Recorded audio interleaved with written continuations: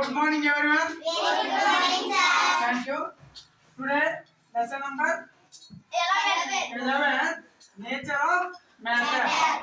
Today, discuss about topic is air has weight. ಅಂದ್ರೆ ಗಾಳಿಗೆ ತೂಕವಿದೆ ಎಂಬುದನ್ನು ನಾವು ಇವತ್ತು ಈ ಒಂದು ಸಣ್ಣ ಪ್ರಯೋಗದ ಮುಖಾಂತರ ನಾವು ತಿಳಿದುಕೊಳ್ಳೋಣ.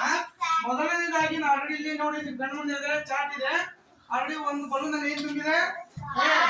ಇನ್ನೊಂದು ಬಲೂನ್ ಖಾಲಿ ಇದೆ, ಹೌದಲ್ಲ?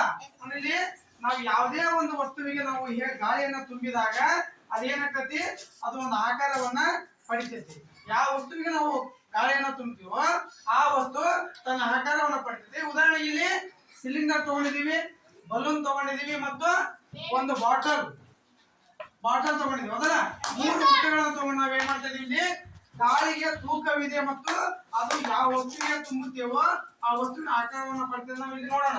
ಗ್ಯಾಸ್ ಅಲ್ಲಿ ನಾವ್ ಏನ್ ಮಾಡ್ತೀವಿ, ಖಾಲಿ ಸಿಲಿಂಡರ್ ತಗೋತೀವಿ ನಾವು. ಆ ಖಾಲಿ ಸಿಲಿಂಡರ್ ಅಲ್ಲಿ ನಾವು ಗ್ಯಾಸ್ ಅನ್ನು ತುಂಬಿದಾಗ ಅದು ಯಾವ ಆಕಾರ ಪಡಿತೈತಿ? ಯಾವ ಆಕಾರ? ಗ್ಯಾಸ್ ಆಕಾರ ಪಡಿತೈತಿ ಅನ್ನೋದು ಏನ್ ಕೇಳ್ತಿ ಪಾಠ ನೀನು? ಯಾವ ಆಕಾರ ಪಡಿತೇವೆ? ಅದಕ್ಕೆ ತುಂಬಿವಿ ಗ್ಯಾಸ್ ಅನ್ನ.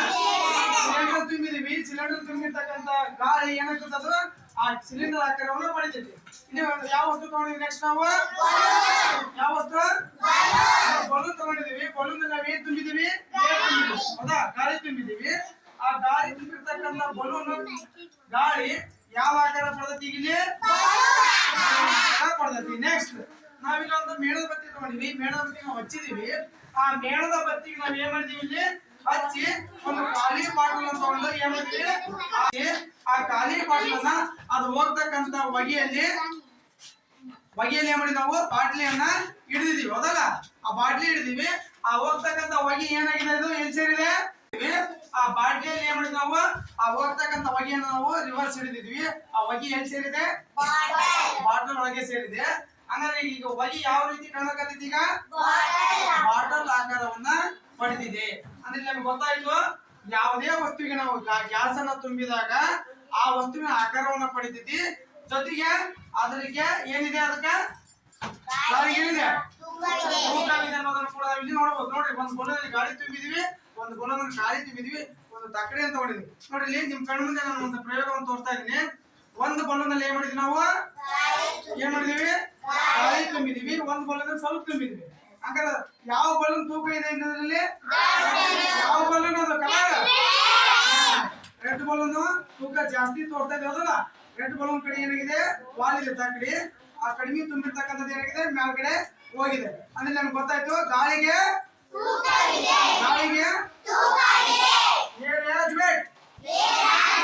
ಅಂತ ನಮ್ಗೆ ಇಲ್ಲಿ ಗೊತ್ತಾಯ್ತು. ಜೊತೆಗೆ ಅದು ಆಕಾರವನ್ನು ಪಡಿತೈತಿ. ಅದು ಯಾವ ಆಕಾರ ಪಡಿತೈತಿ, ಅದು ನಾವು ಯಾವ ವಸ್ತುವಿಗೆ ತುಂಬ್ತೀವೋ ಆ ವಸ್ತುವಿನ ಆಕಾರವನ್ನ ಪಡೆಯುತ್ತದೆ. ಓಕೆ, ಅರ್ಥ ಆಯ್ತಾ? ಗಾಳಿಗೆ ಏನೈತಿ? ಆಕಾರ. ಆದರೆ